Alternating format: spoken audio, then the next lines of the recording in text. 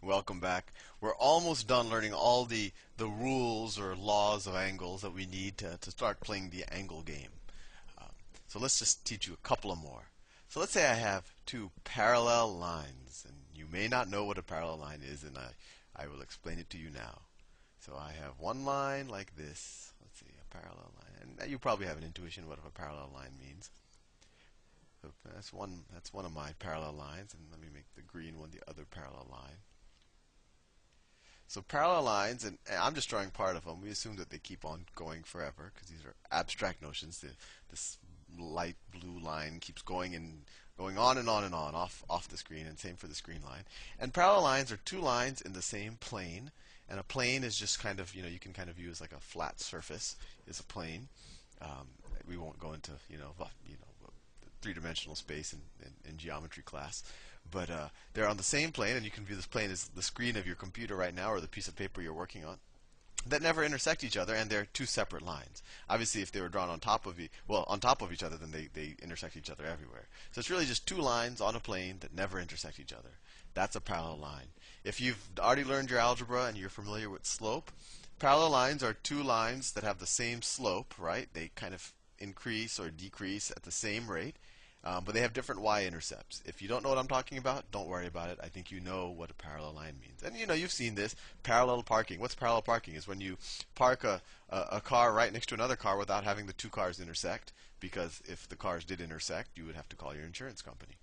But anyway, so those are parallel lines. The blue and the green lines, they're parallel. And I will introduce you to a new complicated geometry term called a transversal.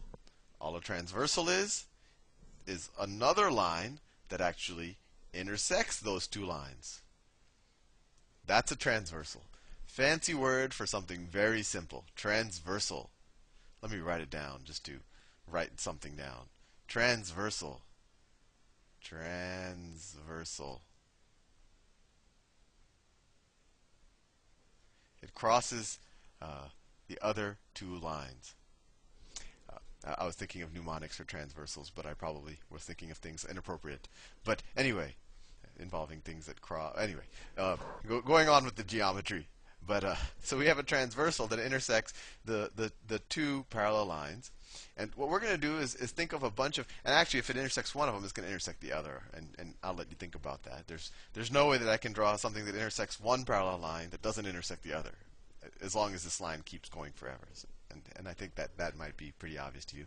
But what I want to do is explore the angles of a transversal. So the first thing I'm going to do is explore the corresponding angles. So let's say corresponding angles are kind of the same angle at each of the parallel lines. That's how I think of them. So this angle, and this angle are corresponding angles. Right? Because they kind of play the same role where the transversal intersects each of the lines. And as you can imagine, and as it looks from my amazingly neat drawing, I'm normally not this good, that these are going to be equal to each other. So if this is x, that this is also going to be x. And if we know that, then we could use actually the rules that we just learned to figure out everything else about all of these lines, right? Because if this is x, then what is this going to be right here? What is this angle going to be in magenta? Well, these are opposite angles, right? They're on opposite sides of crossing lines, so this is also x. Right? And similarly, we can do the same thing here. This is the opposite angle of this angle, so this is also x. This is also x. And what is, let me pick a good color. What is yellow? What is this angle going to be? Well, just like we were doing before, look, we have this huge angle here, right? This whole angle is 180 degrees. So you can x and this yellow angle are supplementary. So we could call this, we could call this angle y, and this is equal to 180 minus x, right? And we're just using supplementary angles here. Well, if this angle is y, then this angle is opposite to y. So this angle is also y. Fascinating. And similarly, if we have x up here, and x is supplementary to this angle as well, right? So this is equal to 180 minus x, or it also equals y. And then opposite angles, this is also equal to y. So there's all sorts of geometry, words, and rules that fall out of this, and I'll review them real fast, but it's really nothing fancy. All I did is I started off with the notion of corresponding angles. I said, well, you know, this x is equal to this x. And I said, oh, well, if those are equal to each other, well, not even if. I mean, if this is x and this is also x because they're opposite, and same thing for this.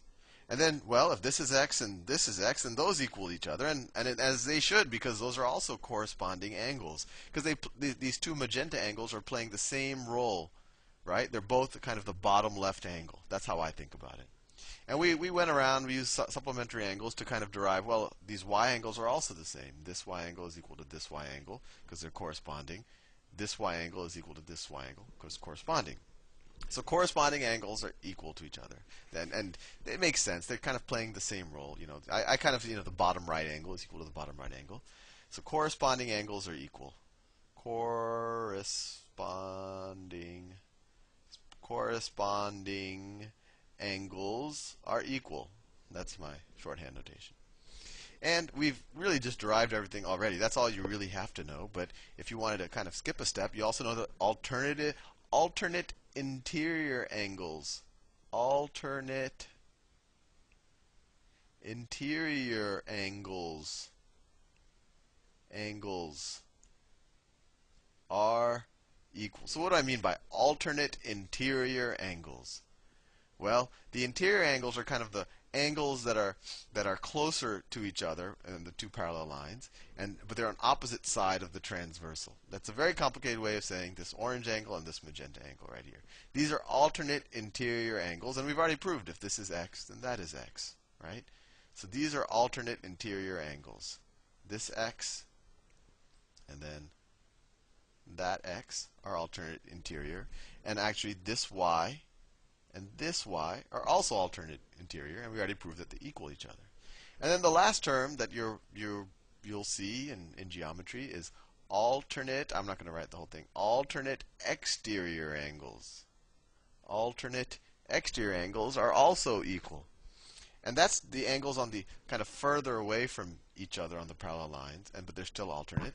So that an example of that is this x up here and this x down here, right? Because they're on the outsides of the two parallel lines, right? One's on top, one's on bottom, and then they're on opposite sides, they're on alternate sides of the transversal. These are just fancy words, but I think hopefully you have the intuition. It's just, you know, corresponding angles make the most sense to me, and then everything else proves out just through opposite angles and supplementary angles.